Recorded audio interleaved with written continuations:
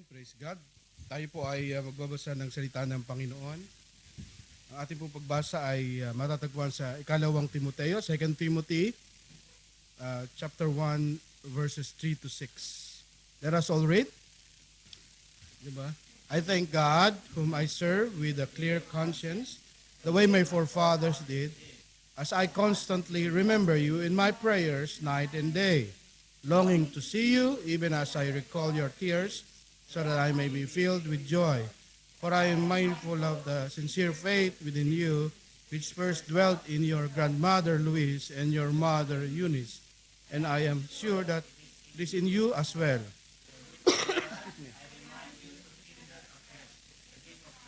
Which is in you through the laying on of my hands. Tayo po yung mukha at mananalangin. Hallelujah. Thank you, Jesus. Praise you, O Lord. We magnify your name, Lord Jesus. We thank you, Lord. Maraming salamat po, Panginoon. Salamat po sa gabing ito, O Diyos, na dinako niyo kami sa lugar na ito, Panginoon, maging sa mga kapatid namin na nasa virtual, Lord. Thank you for this time, this opportunity that you allow us, Lord, to listen to thy word, O God. And we pray, Father, let your Holy Spirit teach us tonight. Let the truth of thy word be revealed in our midst, Lord God, that we may be transformed by your truth, O Lord. Salamat po, Panginoon. Dalangin ko po, Panginoon, ang sinuman sa amin, Panginoon, na nagugulumihanan, Lord. Bigyan niyo po ng kapayapaan na nagmumula sa iyo, comfort us, Lord. Ano man po yung mga pinagdadaanan po namin, Lord God. Maging malinaw po sa amin ang iyong mga salita at tumimo po ito sa aming mga puso. At ito po ay maisapamuhay po namin. Salamat po, O Diyos. Ikaw lamang nga po ang maitataas sa lugar na ito. Sa pangalan ni Jesus, ang lahat ay magsasabi ng Amen. Thank you, Jesus. Sige po, makakaupo tayo mga kapatid. Batiin natin ang bawat isa. Kamayan natin yung mga kapatid natin. Okay po ba yung sound sa Zoom? Nakakapasok ba? Praise God. Yan. Batiin natin yung mga kapatid. Yan. Praise God. Purihin ang Panginoon. Kamusta po kayong lahat? Okay po ba? Ayun, praise the Lord. Una sa lahat, bago tayo magsimula, gusto kong magpasalamat sa Panginoon. No? Although hindi pa time, pwede namang mauna eh. Gusto kong magpasalamat sa Panginoon, hindi naman po lingid sa inyong kaalaman, ay yung aming pong bunso. No? Bunso na ba talaga? Yung aming pong bunso, hindi, kinilaim ko na nga eh. Kayo naman, kinilaim ko na nga eh. Okay, yung aming pong bunso ay purihin ng Panginoon dahil alam niyo naman po na operahan. Siya po ay, I think total na hiwa at saka whole ay 5. Matindi yung kanyang pinagdaanan at natutuwa kami sa Panginoon dahil yung pagkilos ng Panginoon mula pa, actually yung condition niya from birth pa, pinauwi namin siya sa Pilipinas na pending.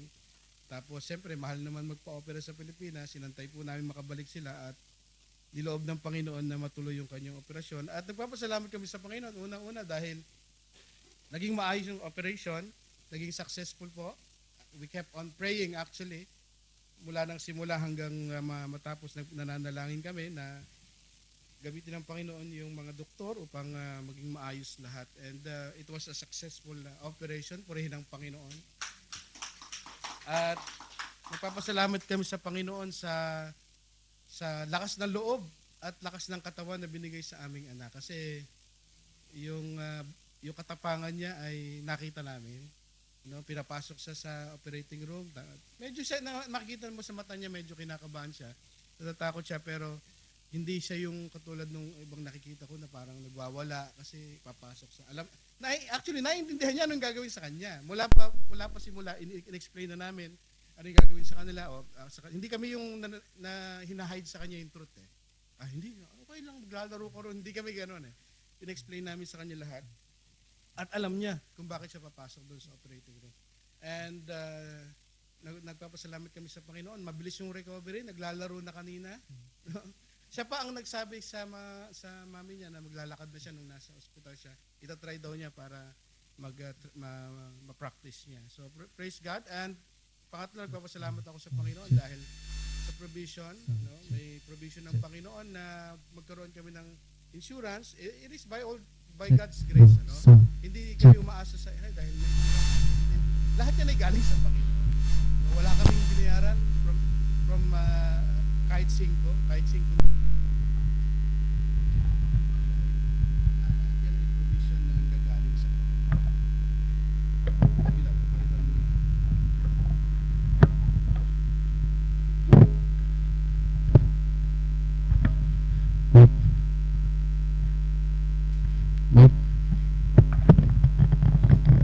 Ganda pa po sa school, di ba?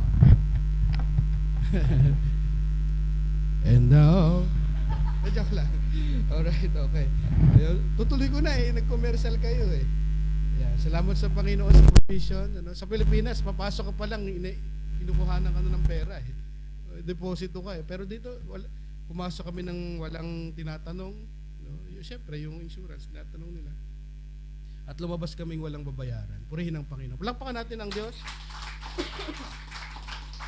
At salamat din sa Panginoon dahil ang inyong pong lingkod ay nakatayo sa araw na ito dahil medyo may nararamdaman ako past few days. Pero biyaya ng Panginoon tayo po ay makapag-preach. Amen? Ang ating pong pag-aaralan ay sinundan po natin yung preaching ng ating kapatid na si Cesar. Last week ay sino kakatanda ng ating sermon? Si Titus. Ayan, si Titus. Si Kuya Titus. Ngayon po ang ating si Pastor Titus. Ngayon naman si Pastor Timothy ang ating pag-aaralan. The life of Timothy, character of a faithful servant. Ang team po natin ay characteristic of Timothy that is worth emulating. Mga karakter na magaganda ni Timothy na dapat nating gayahin. But before that, let me share a short story. At ang title mo ito ay Serving God Faithfully Despite Challenges. There was an elderly pastor in a small rural town who had been serving the same little church for almost 40 years. Meron pong matandang pastor, 40 years na siyang naglilingkod sa isang liblib na lugar, maliit na simbahan.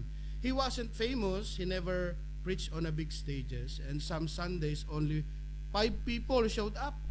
3 of them were his relatives. 5 lang yung dumarating, tapos yung 3 pa rin kamag-anak niya. Ganun kaliit yung simbahan. But every week, he woke up early, walked nearly an hour to the church because he didn't have a motorcycle. Naglalakad siya ng ilang oras and preached faithfully. Sometimes he walked in the rain. Sometimes he preached while having a fever. But he never missed a single Sunday. Kahit may lagnat, ipipreach po itong pastor na itong. One day, a young boy asked him, Pastor, why do you keep serving even when so few people attend and you face so many difficulties? Sabi ng bata, bakit ka nagpapatuloy? Kahit na kukunti lang yung mga uma-attend. Kahit na may mga pinagdadaanan ka sa buhay. The pastor smiled and said, Son, God did not call me to be successful. He called me to be faithful. Tinawag ako ng Panginoon na maging faithful. I cannot control the results, but I can control my obedience. Years later, that young boy grew up. Yung batang nagtanong sa kanya, lumaki po ito. Became a pastor himself and helped plant many churches. He said, I learned from that old pastor that true greatness is in ministry is not measured by success, but by faithfulness despite the struggles. Kahit na hindi na measure ang success ng ministry o ministeryo, ng pagiging successful tayo, malaki yung simbahan natin, maraming umaattend. But ang pagiging faithful natin sa iilang binigay sa atin ng Panginoon, malaki o maliit na kongregasyon o na ministry na pinagkatiwala sa atin ng Panginoon, gawin natin. Huwag nating mamaliitin yung ministry binibigay sa atin ng Panginoon. Ay, taga-luto lang ako, ay taga-linis lang ako, hindi ba mga kapatid? Yan ay na-measure yung success natin sa pagiging faithful natin. This is exactly what we see in the life of Timothy. Ito yung makikita natin sa buhay niya. He wasn't the strongest or the boldest, but he was faithful and God used him powerfully despite his weaknesses. Itong kaibahan niya kay Titus. Ito, makikita niyo yung comparison. Si Titus, bold talaga si Titus. No? Strong si Titus. Pero ito naman si Timothy, although may weakness siya, marami makikita niyo kung ano yung mga weakness niya, nagpapatuloy faithfully sa ministeryo yung pinagkatiwala sa kanya ng Panginoon. Timothy was young man from Lystra. Ito background ni Timothy. Young man from Lystra with a Jewish mother and a Greek father. Imagine niyo yung hirap ni Timothy. Ang nanay niya ay Jewish. Tapos ang tatay niya Greek or Gentile, parang unbeliever. Nanay niya believer, tatay niya unbeliever. Ganun mix yung kanyang culture, mga kapatid. Trained in scripture since childhood. Yun yung kagandahan. Dahil Christian yung mother niya, yung father niya Greek, probably unbeliever or Gentile. Yung mother niya, kaya mapapansin natin doon sa binasa natin, yung lola tsaka yung nanay ang binanggit, hindi yung tatay. Diba? Usually sa Biblia, mapabanggit yung tatay dapat. Pero dahil nga unbeliever, Greek yung tatay ni Timothy, yung nanay, si Luis at saka si Eunice ang binanggit, mga kapatid. Mula pa pagkabata, itong si Timothy ay trained na sa scripture. Trained in the scripture since childhood, converted under Paul's ministry and became one of Paul's most trusted partner in the ministry. Naging kasama niya sa ministeryo itong si Timothy. Bata pa, teenager pa lang, nakakilala na ito si Timothy sa pamamagitan ng ministeryo ni Pablo, katulad ni Titus, and deeply committed despite his youth and weaknesses. Today we will uncover the very qualities that kept Timothy faithful.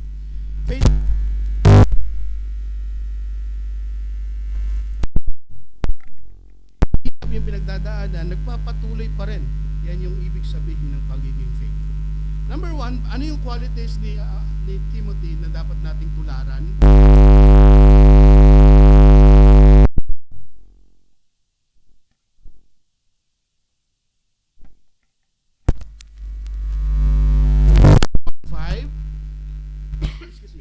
Basahin natin. Being reminded of the unhypocritical faith within you, which first dwelt in your grandmother Lois and your mother Eunice. And I am convinced as well. Ang una makikita natin, meron siyang tunay na puso, meron siyang pure heart. Bakit? Timothy has a genuine faith. Yung pananampalataya ni Timoteo, bakit faithful si Timoteo sa ministeryo, sa paglilingkod sa Panginoon? Kasi yung pananampalataya niya ay tunay, hindi peke, mga kapatid. Timothy's faith was real, rooted in and lived out. Kapag totoo ang pananampalataya mo, yung pamumuhay mo rin totoo. Kasi pag peke ang iyong pananampalataya, bukang bibig mo lang ang relihiyon, ay ako Christian ako, ay ako born again ako, ay ako Alitean ako dito ako nagsisimba sa BCF, CCF, PCF, wala maraming F eh. Pero hindi naman mo pinamumuhay, bakit? Hindi kasi totoo. Kapatid, pwedeng sinasabi mo lang yung iyong pananampalataya. Pero si Timoteo, tunay ang kanyang pananampalataya. You can only have a true faith if first and foremost the gospel you receive is a genuine gospel. Paano magkaroon ng tunay na pananampalataya? Dapat yung mabuting balita, yung gospel na tinanggap mo ay tunay. Bakit? Meron bang peke? Meron tayong tinatawag na prosperity gospel. Ano yung ibig sabihin ng prosperity gospel? Sinasabi sa mga tao, o tanggapin niyo si Jesus, gaganda ang inyong buhay. O siya naman, tinanggap niya si Jesus, gaganda daw ang buhay eh. Sino ba namang hindi? Tapos hindi naman gumanda ang buhay. Umayaw na. Hindi tunay ang pananampalataya kasi mali ang pananampalatayang tinanggap. Yung gospel na tinanggap ay mali. Kaya nga paulit-ulit yung ating gospel na pinipreach dito kaya nga ang church na ito ay gospel-centered. Ibig sabihin, ang pangunahin nating pinipreach ay yung gospel, yung true gospel, na si Jesus ay namatay sa krus ng Kalbaryo. Lahat tayo ay makasalanan. Si Jesus ay namatay sa krus ng Kalbaryo upang tayo manampalataya sa Kanya at magkaroon ng buhay na walang hanggan. Yun ang tunay na gospel. Hindi prosperity gospel, mga kapatid. Kaya tunay ang kanyang pananampalataya kasi tunay ang mensaheng tinanggap niya. His trust in the Lord is not pretentious, not merely religious or lip service. Pag sinabing lip service, bukang bibig lang eh. Yung pananampalataya sa Panginoon, pero sa Kanya hindi bukang bibig lang. Maraming mga tao sa panahon natin ngayon, mga kapatid, very religious pagdating sa pananalita. Talaga namang parang ayaw mo ng ayaw mo nang kausapin dahil very spiritual, laging nasa langit. Ayaw nang lumapag yung paa sa lupa. Pero yung buhay ay iba. Yun yung tinatawag na lip service, sa bibig lamang ang kanyang pananampalataya. Dapat tayo ay may pananampalataya hindi lamang sa nguso, bagkus sa puso. Amen? Sabi mo sa katabi mo, pananampalataya mula sa puso. Hindi lang sa nguso. Amen? Timothy was not hypocritical who says one thing and do another. Si Apostol Pablo pang nagsabi. Hindi unhypocritical yung kanyang pananampalataya. Kasi magkasama silang matagal. Hindi mo ba nagsabihin yun nang hindi mo kilala yung tao? Si Apostol Pablo pa mismo ang nagsabi, nagpatotoo. Mga kapatid, hindi siya hypocritical who says one thing and do another. Maraming ganito. O sinasabi nila, ito po, ganito. Ako'y mabait ako. Sumusunod ako sa Panginoon. Iba yung sinasabi, isa ginagawa. Amen? Walang halong plastic, walang pretension. But for me, mga kapatid, I appreciate those people. Mas appreciate ko pa yun. Pastor, medyo mahina ako sa bagay na yun. Mas na-appreciate ko pa yun kaysa yung mga taong laging ang lakas. Walang kahinaan. Ay, basta ako, lagi ako nagpa-fasting. No? Basta pagka ganyan gawain ako, magpa-fasting ako, napakahusay ko mag-fasting. Abay, matindi mga kapatid eh. Ibinibida lagi ang kanilang mga sarili, puro ka-plastikan. Pero sabi dito, ang linaw, unhypocritical faith. Yung sinasabi niya, tunay na ginagawa niya. Kasi nga, magkasama sila ni Apostol Pablo. For me, I appreciate those people who is genuine when it comes to their weaknesses rather than pretending to be holy. Mas appreciate ko pa yun Pastor, medyo mahina ako sa ganyang bagay. Appreciate ko pa. Ay, Pastor, medyo nagagalit ako pagka ganyan. Kasi yung lagi pag nag-usap tayo, abay, kulang na lang, santo ka na. Sige, ilalagay ka na lang namin dito para namin, itatayo ka na namin dito para namin, pupunasan ka na namin. Ay, sa tindi ng kwento. Laging bida, mga kapatid. Pwede nang ipadala natin doon sa Roma at ipaano na natin. Ipa-ordain na natin na santo. Their weaknesses rather than pretending to be holy. People who confess their weaknesses. It is like always showing their resume. Laging, ito. Ang haba ng resume. Ito ang ginawa ko. Basta, yung mga karanasan ko sa buhay, yung pagdating sa resume, pahabaan eh. Pero sa buhay, ang layo. Mga kapatid. No? Mahirap mga kapatid pagka gano'n. Pretentious. Ito nga si Timothy, ma-appreciate natin, unhypocritical, yung kanang pananampalataya. God uses those whose heart are real before Him. Ginagamit pa ng Panginoon yung totoong puso eh. Kaya galit na galit ang Panginoon sa mga Pariseo eh. Bakit? Talaga naman mukhang ang babait. Pero yung puso ay layo sa Diyos. Diba? Biruin niyo yung mga kapatid. Lalong-lalo naman yung sinabi ng Panginoon sa Kristo, sabi, yung kinuwento niya, diba? May mga tao na lalapit daw sa Kanya sa huling mga panahon, sabi, kami nagpagaling. Kami ay nag-cast out ng demons. Pero ano sagot ng Panginoon sa kanila? Lumayo kayo sa akin, hindi ko kayo kilala. Biruin niyo yun. Ibig sabihin, matitindi itong mga tao nito, pero walang tunay na relationship sa Panginoon. Pero si Timothy sabi dito, unhypocritical faith. Kung ano yung pananampalataya niya, nakikita sa gawa. Yun ang tunay mga kapatid. Yun yung una, pure heart. Timothy has a genuine faith. Pangalawa, Timothy has a genuine heart to serve people. Okay, tunay yung pananampalataya niya, tunay din yung kanyang paglilingkod sa tao. Walang pang sariling kagustuhan. Walang pang sariling plano sa buhay mga kapatid. Philippians 2:19-20. Sabi dito, but I hope so that I also may be in good spirit when I learn of your circumstances, or have no one else kindred spirit who will ano daw? Sabi ng kapatid? Who will genuinely be concerned about your circumstances. Yung kanyang puso katulad ng puso ni Apostol Pablo. Pag sinabing kindred spirit, sa Greek word, mga kapatid, isopsukos, ibig sabihin equal in soul or spirit, like-minded. Nung sinabi ni Apostol Pablo na itong si Timothy ay kindred heart, kindred spirit siya, ibig sabihin like-minded. Ibig sabihin pareho kami ng espiritu ni Timothy. Yung puso ko, parang puso rin niya. Sa paglilingkod sa mga tao, yung concern niya sa mga kapatid ay tunay. Ang tanong ko sa inyo sa gabi ito, yung concern niyo ba sa bawat isa ay totoo? Minsan mga kapatid, lumalapit tayo sa mga tao, kinakaibigan natin yung mga tao, bakit niyo kaibigan sila? Dahil ba meron kang mahihita sa kanila? O dahil concern ka talaga doon sa tao na yun, kaya siya malapit sa'yo? Yun ang tanong. Hindi tayo parasite na nandun lang kapag may kailangan. Pagka walang kailangan, abay malayo. Hindi mo matagpo, parang mga politiko. Madaling lapitan, mahirap hanapin.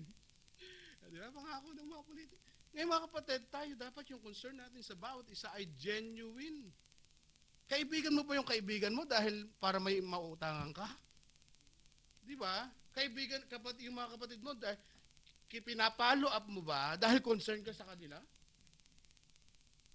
Dapat genuine concern. Sabi ng verse 20, "For I have no one else, a kindred spirit, who will be genuinely be concerned about your circumstances." He has a heart that truly cares for people's welfare. He has genuine concern for the church. All pastors, leaders, and even members should have this kind of heart. Dapat ganito ang puso, totoo. Sabi mo sa katabi mo, I love you with the love of the Lord. Totoo ang pag-ibig sa bawat isa. Walang halong kaplastikan, amen? Kaya ang pangalan ng simbahan natin, Aletheia Truth. Kaya dapat walang mga plastic. Amen? Sabi mo sa katabi mo, walang orokan, ha? Excuse me. Walang plastic. Truth nga eh. Diba? Yung pag-ibig natin sa bawat isa ay tunay. Ang concern natin sa bawat isa ay totoo. Pag message ka, no, lagi nagpa-follow up, kinakamusta ka, it should be a genuine concern. No self-centered, but Christ-centered and people-loving. Hindi self-centered, hindi ako ang bida. No, hindi para mapalapit sa akin, kundi mapalapit sa Diyos. Yun ang lagi nating sinasabi. Philippians 2:21 sabi dito, ito na yung yung kalaban ni sinasabi ni Apostol Pablo yung kalaban ng ugali ni Timoteo. Anong sabi dito? 2:21, basahin nyo.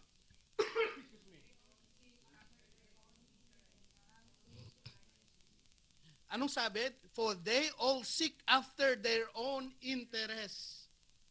Sabi niya, ito si Apostol Pablo, totoo ang concern. Hindi katulad ng iba. Hindi naman siya nagpaparinig siguro, hindi katulad ng iba dyan. Pero, mayroong nagsaserve for own interest. May gustong, may plano, may nais na mangyari. Seek after their own interest. Sumikat, no? Magkaroon ng mga followers after them and many more. Not those of Christ Jesus. Yung concern dapat ng bawat isa, yung ating interest ay hindi natin interest ni Kristo. Kaya dapat lagi natin ilalapit sa Panginoon, hindi natin ilalapit sa sarili natin. Mga kapatid, hindi tayo ang bida, kundi ang Panginoon lagi ang bida. One indication that a person is self-centered in serving God is when they kept talking about themselves. Pag laging sila ang bida. Excuse me. Naalala ko nung ako'y nasa Bible school. Mga kapatid, merong kaming isang professor, no? Ito nakwento ko na yata before to eh. Ano? Meron kaming professor na kapag nagturo yon, laging siya ang bida. Actually, dahil laging siya ang bida sa pagtuturo niya, yung kaklase ko, no? Pasaway din kami ng konti, may pasaway pala sa Bible school eh. Ang ginagawa namin, binibilang namin yung I and myself niya. Ang dami, nakailang ka. Laging pag nagturo siya, well, my experience when, puro ganun, I believe this. Puro I. When I was young, laging sarili eh. No, nagbibilang kami ng I and myself. Pareho ba tayo? Sabi niya. Nagbibilangan kami. Pag yun ang nagturo, laging ganoon. So, pag malalaman mo isang tao ay self-centered, when they kept on talking about themselves, their accomplishment, and all about them, pag laging sila ang bida. They kept bragging about their accomplishments in the kingdom and kept talking about their credits. Taking credits. They take credit eh. Hindi naman sila yung nagpaghal, hindi naman, laging silang number one, mga kapatid. No? Sabihin nila, ako ang nagligtas sa mga yan. Di ba? Savior of the world eh. No? Ako nagpatayo ng simbahan na yan. Ako bumili ng electric pan na yan, ha? Dapat pagka Saturday, nakatutok sa akin, ha? Sa Pilipinas, gano'n eh. Di ba? Pastor, akong nag-donate ng mga upuan, yung monoblocks, chair. Di ba? Laging, yung accomplishment eh. Wala kang mapakakita. Glory to God na binabalik sa Panginoon. Well, sabi niya, di ba? Ako nag-donate ng aircon na yan. Bakit dapat itutok sa akin? Mapulmon ka sana. Laging nakatutok sa kanya eh. No? Joke lang kapatid. So, pangalawa, ano yung meron si Timothy? Timothy who has a genuine heart to serve people. Totoo ang puso niya na maglingkod eh. Pangatlo, dahil sa pure heart niya, meron siyang holy and pure life. Dahil nga totoo ang pananampalataya, totoo ang kanyang puso sa paglilingkod, yung buhay niya ay totoo rin. Dalisay ang puso niya. 1 Timothy 4:12, sabi dito, let no one look down on you, your youthfulness, but show yourself as a model to those who believe in word, conduct, love, faith, and purity. Because Timothy has a genuine faith, it resulted to a pure life. Dahil totoo yung pananampalataya ni Timothy, anong nangyari sa kanya mga kapatid? Yung kanyang buhay ay totoo rin. Naging dalisay, malinis ang kanyang buhay. Paul used the Greek term neotes, a word normally applied to grown men of military age, sometimes extending up to 40 years. Bakit sinabi ni Apostle Pablo yung word na youthfulness? Sabi niya, huwag mong hayaan na maliitin ka nila dahil sa iyong kabataan. Ano yung word na kabataan sa nung panahon na yun? Ang ibig sabihin ay 40 below. Hindi ibig sabihin teenager si Timothy, kundi 40 below si Timothy. Mga kapatid. So para lang maintindihan nyo. This is why many commentators believe that at the time of the pastoral epistle, Timothy was likely in his early 30s. Around 30 years old na si Timothy nito. While the elders he supervised were probably older men, possibly over 40. So dahil sinabi ni Apostle Pablo, pinalalahanan si Timoteo, huwag mong hayaan na maliitin ka nila dahil sa iyong kabataan. Ang ibig sabihin ni Apostle Pablo dito, less than 40, maybe around 30 si Timoteo. Tapos yung mga sinusupervise niya ay 40 and above, matatanda na. So mas bata talaga si Timoteo. Ang nangyari mga kapatid, dahil mas bata siya, ay minamaliit si Timoteo. Pero hindi niya hinayaan yung mga kapatid. Timothy's age of conversion is around 17 to 22 years old. Na-convert siya, teenager pa lang siya eh. Timothy's age when joined Paul missionary team, 19 to 25. During this letter, 1 Timothy, around 32 to 37 na siya. So hindi not necessarily pag sinabing youth or bata, ay talagang bata siya. This can be reason for looking down on Timothy due to the passions and negative connotation of youthfulness. Di ba pag sinabing kabata, Hellenistic period, ay talagang mahilig sa layaw. Kahit naman sa panahon natin ngayon mga kapatid eh.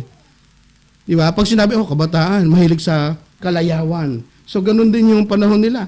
So sabi ni Apostle Pablo, be an example in purity. Young but exemplary si Timothy. Many Christians and leaders are disqualified in this area, whether they are young or old. Sabi ni Apostle Pablo, be an example in life and purity and holiness. Pagiging banal. Maraming mga leaders bagsak rito, no? His pure life and genuine heart of service were affirmed by Paul and elders. Yung buhay niya na maayos ay makapagsasabi, pati si Pablo, pati yung mga elder, na maayos ang buhay ni Timoteo. Basahin natin, 1 Timothy, andyan ba, nailagay ko? Sabi dito, Paul and the elders laid hands on him, affirming his gifts for ministry. Inappoint si Timoteo ng mga, hindi lang ni Pablo, kundi ng mga council of elders. Maraming mga elders. Ibig sabihin, approve sa kanila na itong si Timoteo ay tinatawag bilang maging leader, no? At yung buhay niya ay kaaya-aya sa harapan ng mga kapatid. Approve, mga kapatid. Kaya nga sabi ko rito, integrity is not imaginary. Kasi pwedeng sasabihin natin, oy, ako may integrity ako ah. Oh. Ang integrity ko ang magtatanggol sa akin. Pero yung mga kapatid, hindi nga. Di ba parang ikaw lang imaginary, kaya nga ang integrity is not imaginary. Mga kapatid, people around you should be able to attest to it. Dapat ba, okay po yan. Hindi naman perfect, pero okay po yan. Mga kapatid, di ba? Hindi yung pagka sinabi mo, well, may integrity ako. Sa pamilya mo, bagsak ang integrity mo. Sa trabaho mo, bagsak ang integrity mo. Tapos sa simbahan mo, bagsak ang integrity mo. Tapos sasabihin mo, may integrity ka? Di ba kapatid, naintindihan niyo ba yung sinasabi ko? Ito si Timoteo, hindi lamang si Pablo ang nag-lay hands sa kanya. Pag sinabing lay hands sa Biblia, no? Ang ibig sabihin nun, ina-appoint sa ministry. Hindi lamang si Pablo, maging council of elders. Ibig sabihin talagang maayos ang buhay ni Timoteo. True ministry is motivated by sincere love for people, not ego. Yung paglilingkod sa Panginoon ay dapat puro ang ating puso. Pagmamahal sa Diyos, pagmamahal sa kapwa. Hindi na motivated ng anumang bagay, ng pera, no, ng kalayawan, ng kasikatan, and etc. Pangalawang katangian ni Timoteo, una ay yung kanyang pure heart. Pangalawa ay yung kanyang sharp mind. Yung kanyang kaisipan, na matalas ang kanyang kaisipan. Bakit? 1 Timothy 3:14-15, basahin natin sabay-sabay.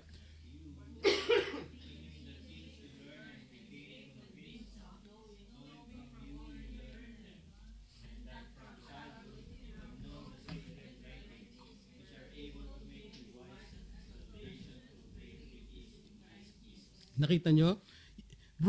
Sacred writing, which is the Bible, their scripture, which are able to make you wise unto salvation through faith, which is in Christ Jesus. Una, makikita natin yung principle dito na we must invest in early spiritual training.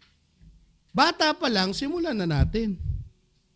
Yung pagdating, nakita natin si Timoteo, saan ba siya nagsimula? Bakit mahusay siya sa scripture? Kasi mula pa pagkabata na-train na siya. From childhood, he was trained in the Old Testament scripture. Timothy's strength began at home. Ang pagtuturo sa bahay nagsisimula, mga kapatid. Sa bahay nagsisimula, dapat ituturuan natin yung ating mga anak. Parents and churches must take children discipleship seriously. Strong Christians are built early, not accidentally.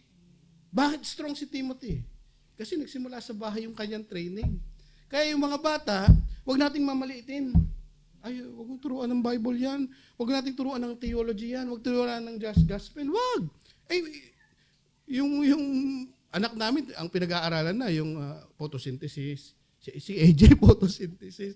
Tapos yung mga parts na, yung mga ng plants, parts ng plants. Tapos sasabihin mo, huwag natin turuan ng gospel. Sa school na, tinuturo. Ngayon ko lang nadinig yung mga algebra, yung panahon namin, 1 plus 1 lang yata hindi lang ako pumasok. Ang titindi ng mga math. Sasakit ang ulo mo Pagka math nang ituturo kayo rin okay, sa mami mo. Wag sa akin, pag math wag ako. Yung logic, yung mga comprehension, okay. Pero pagka math, isang mami mo katanungin. Matitindi yung mga... Tapos sasabihin mo, wag natin turuan ng Bible. Mali. Sa bahay nga nagsisimula ang spiritual training. Kung gusto mo yung magkaroon ng mga spiritual leaders sa mga future, na mga strong spiritual leaders, simulan natin sa bahay. Turuan natin yung mga anak natin, mga kapatid. This truth reminds us that the training for godliness and discipline starts from home. This also reminds us how important children ministry is. Kaya nung nagsimula tayo, mga kapatid, una kong sinabi kay Sister Cherry, kahit tatatlo lang yung bata noon, magsimula tayo ng children ministry. So, ako pa ang nagpangalan sa children ministry, Little Seekers. Bakit napakahalaga ng children ministry? Yung mga bata, alam na nila yung mga marami na silang alam na memory verse and everything. Natututo sila.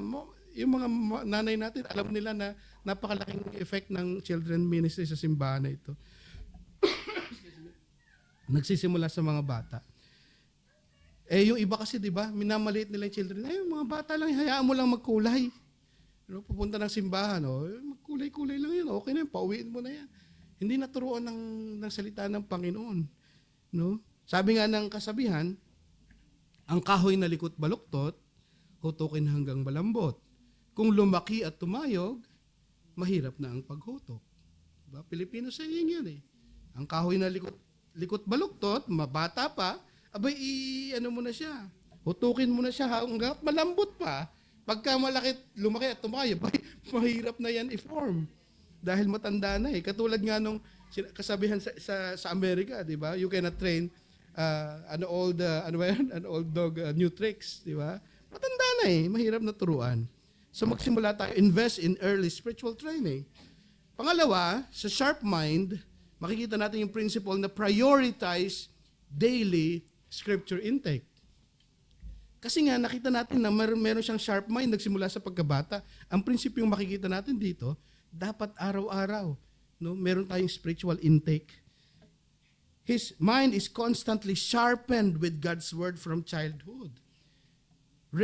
Raised and trained in the word, Scripture formed his conviction. Bakit naging sharp yung conviction ni Timothy? So mula pa pagkabata eh. Sharp na eh. Tinrain na, hinasa na sa salita ng Diyos eh. So ministry starts with personal devotion. A leader who is not feeding on the word cannot feed others. Establish a consistent, disciplined habit of Bible reading and meditation. Kaya mayroon tayong Bible reading eh. Di ba, matatapos na, ilang buwan na lang, isang buwan na lang. Di ba, kapatid? Isang buwan na lang, 30 days, I think. So magsisimula tayo ulit. Kung hindi kayo nakasabay last year, ako sasabay ako, hihinto ko yung para sumabay this year. Nasa kalagitnaan na rin yata ako pero sasabay po ako ulit para sabay-sabay tayo. No? Sana ay makasama tayo, yung mga kapatid. Kasi we must prioritize daily scripture intake. Ano ba ang principle makikita natin yung pagiging sharp mind ni Timothy? We must build a scripture-shaped mindset for decision making. Excuse me. Dapat yung ating mga decision sa buhay, dapat laging nakabase sa scripture. Let God's word be the filter for choices, behavior, and responses. As in every situation, what does scripture says about this? Yung ating mga desisyon sa buhay, mga kapatid, huwag pa bara-bara. Andyan pa ba kayo? Dapat daw yung ating mga desisyon ay scripture-shaped. Laging nakabase sa scripture kasi nga sharp siya eh. Yung ating pagdedesisyon sa buhay, yung ating pagka-counsel sa iba, dapat scripture. Ano bang sinasabi ng Biblia dito? Di ba? Laging ganun. And another thing, build the scriptures, teach others what you learn. Dapat ituro din natin. Kasi napakahalaga ng nakita nating prinsipyo dito eh. Yung lola niya at saka yung nanay niya, tinuruan siya. So naging matino siyang Kristiyano. So dapat ituro din natin sa iba yung ating mga natututunan. Because he was grounded with the truth, he was able to teach, reprove, correct the brethren. Kaya nga, solid doctrine plus consistent learning is equal to strong ministry. Kapag solid yung doktrina natin, nag-aaral tayo ng Biblia, no? Consistent yung ating pag-aaral, nagiging strong yung ating ministry. Grounded people grow deeper by sharing God's word. Teaching, whether in a small group, family setting, or ministry, reinforces understanding and build spiritual maturity. Dapat ituro natin lagi. may mga pagkakataon na yung mga natututunan natin dito sa simbahan, i-share natin sa iba. Napakahalagang bagay po nito. Pangatlo mga kapatid, panghuli, a diligent hands. Una, ano yung una natin? A pure heart, a sharp mind, heart, mind, and lastly, a diligent hands. Ibig sabihin yung kamay niya ng paglilingkod ay masipag maglingkod si Timoteo. Philippians 2:19-22, anong sabi riyan? But I hope in the Lord Jesus to send Timothy to you shortly, so that I also may be in good spirit when I learn of your circumstances, for I have no one else of kindred spirit who will genuinely be concerned about your circumstances.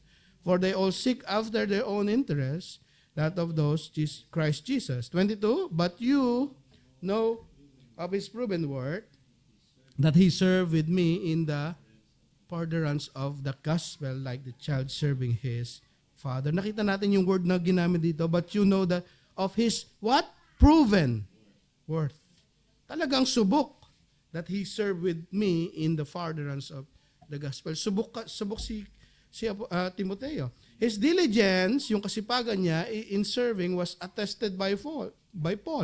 Talagang pinatunayan ni Apostle Pablo, Timothy wasn't just willing, he was hardworking, reliable, and consistent. Bibihira na lang yung mga ganito mga kapatid. Dapat tayong lahat, hindi lamang yung mga leaders, ay dapat tayo ay willing, hardworking, lalong-lalo na sa kingdom of God. Timothy and Titus were both spiritual sons of Paul, trusted leaders sent to establish the difficult churches. Timothy was gentle. Ito yung pagkakaiba nila. Yung last week, di ba, si Titus Timothy was gentle, medyo gentle ito, and pastoral. Medyo talagang concerned siya sa mga tao, laging yung empathy niya nandoon, Titus was strong and firm, but both were faithful servants, shaped and used by God for the growth of the early church. Medyo opposite itong si Titus at saka si Timothy. Pero pareho silang ginamit ng Panginoon. Paul said, I have no one like him.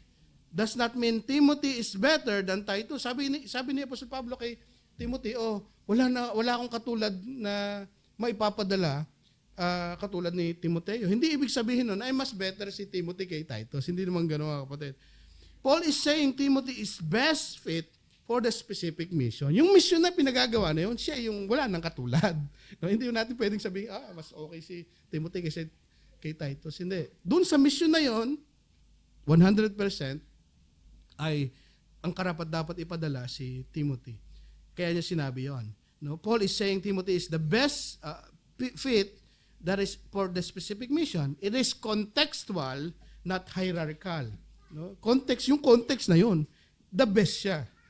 Pero hindi mas mataas si Timoteo. He served as a son with his father, meaning he worked with humility, loyalty, and obedience. Parang anak na, katulad ni Titus, di ba? Yun din ang tawag sa kanya yung anak kong si Titus. Ganun din si Timothy, yun din ang tawag niya. Ibig sabihin, loyal.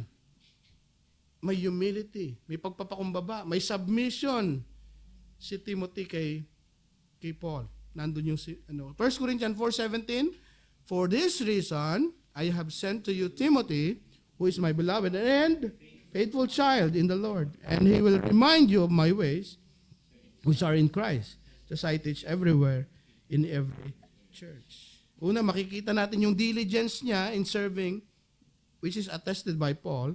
His diligence is in the right place. Yung kasipagan ni Timoteo nasa tamang lugar.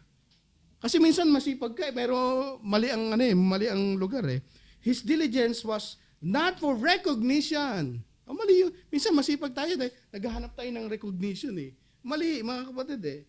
But for the progress of the gospel, he understood that working for God's kingdom yields eternal compensation. Yun yung makikita natin. Bakit napakasipag ni Timoteo? Kasi hindi dahil naghahanap siya ng recognition ni Paul, recognition ng mga kapatid, pero alam niya na ito ay for God's kingdom and merong eternal compensation na nag-aantay sa kanya. May eternal reward. Yes, we must be diligent as an employees to our respective employers. But we should be more diligent working for the employers of all employers. Yes, dapat maging masipag tayo sa mga trabahong meron tayo eh. Amen? Para konti lang masipag dito ah. Walang Kristiyanong petex ha. Dapat masipag tayo sa ating trabaho. Dapat masipag. Pero dapat masipag din, mas masipag tayo sa kingdom ng Panginoon. Kasi ito, ang sahod dito, for eternity. Kasi yung sahod dito sa lupa, mga kapatid, mauubos yan eh. Kahit gaano pa kalaki yung 100 dirhams pa yung nasa bangko mo. Sana all 100 dirhams. Sa bangko, ay mauubos din yan, walang araw, mga kapatid. Pero kung tayo naglilingkod sa Diyos, at yung ating trabahong ginagawa ngayon ay para din sa Diyos, at lalong-lalo naglilingkod tayo para sa kingdom of God, nag-iipon tayo ng kayamanang nasa langit. Dapat mas masipag pa tayo. Minsan kasi masipag tayo sa trabaho, sipag-sipag. Pagdating na sa gawain ng Panginoon, wala nang paglilingkod sa Diyos. So dapat maging masipag din tayo. We must be more diligent working for the employer of the employers. Ang Panginoon yun eh. Boss of bosses. Ang Panginoon. His diligence overcame his weakness. Ito na yung isang pinaka-importanting point na gusto kong maintindihan natin. Yung kasipagan ni Timoteo, at saka yung pagiging faithful niya, na-overcome niya yung mga weaknesses niya. Mas na-overpower nung faithfulness niya sa Lord, faithfulness sa paglilingkod, yung mga weaknesses niya. He kept serving God in spite of his weaknesses. Meron ba tayong weakness? Malalakas pala kayo eh. Meron ba tayong weakness? Ayan, meron nang umaamin. Pero si Timoteo, he kept serving God in spite of his weaknesses. There is a biblical reason to conclude. Ito pinag-aralan ko kasi napansin ko yung attitude nung pinag-aralan ko ito, napansin ko yung attitude niya. Para ka akong introvert. Sinearch ko lang, meron bang possibility na introvert si Timothy? Sabi ni ChatGPT, may possibility. So, kung marinig nyo ito sa iba, ito ay bago lang. Sinearch ko lang kasi na-intriga ako, parang introvert siya eh. Paul repeatedly encouraged him to be bold. Ibig sabihin, merong indication na mahiyain. Kasi laging niyang sinasabi, sabi 2 Timothy 1:7, sabi niya, God has not given us spirit of fear. Kasi tandaan niyo itong 1 and 2 Timothy, pastoral letter, personal letter. Hindi ito para sa atin first and foremost. Kay Timothy muna itong sulat na ito. Kaya pag binabasa niyo ito, maintindihan niyo ito, kay Timothy muna, bago niyo tanggapin. Naintindihan niyo ba mga kapatid? Itong sulat na ito para kay Timothy. Ang sabi ni Apostle Pablo dito, 2 Timothy 1:7, God has not given us spirit of fear. Ano pa? Do not be ashamed, 2 Timothy 1:8. So, Paul repeatedly encouraged him to be bold. So, may indication na mahiyain itong si Timoteo. Paul told him, let no one despite your youth. 1 Timothy 4:12. Huwag mong hayaan na maliitin ka nila. Kailangan ng konting tulak ni Timoteo eh. Tapos sabi niya, fight the good fight. 1 Timothy 6:19. Parang si Apostle Pablo, nakikita ko dito, parang coach eh. Sige, pinupush niya to si Timoteo. So may indication na siya ay mahiyain at siya ay probably, hindi naman ito confirm, probably introvert kasi nung panahon nila, wala pa yung ganung term. He has a frequent stomach illness o ailments. 1 Timothy 5:23. Meron siyang palaging sakit sa tiyan. Hindi natin alam kung anong sakit niya sa tiyan niya. So kapag kasi meron ka palaging may kahinaan ka, physical weakness ka, minsan mahiyain ka eh. Siguro hindi ko alam kung laging nagsisihar doon eh. Pagka basta meron kang karamdaman sa katawan na lagi, frequent, minsan parang nahihiya ka eh.